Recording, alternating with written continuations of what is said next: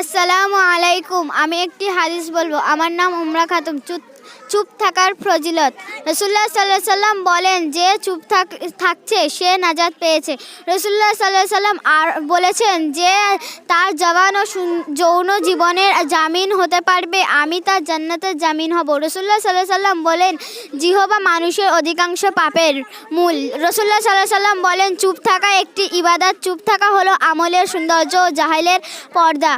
রাসূলুল্লাহ সাল্লাল্লাহু আলাইহি সাল্লাম আরও বলেছেন, যে চুপ থাকলেও সে নাজাত পেল।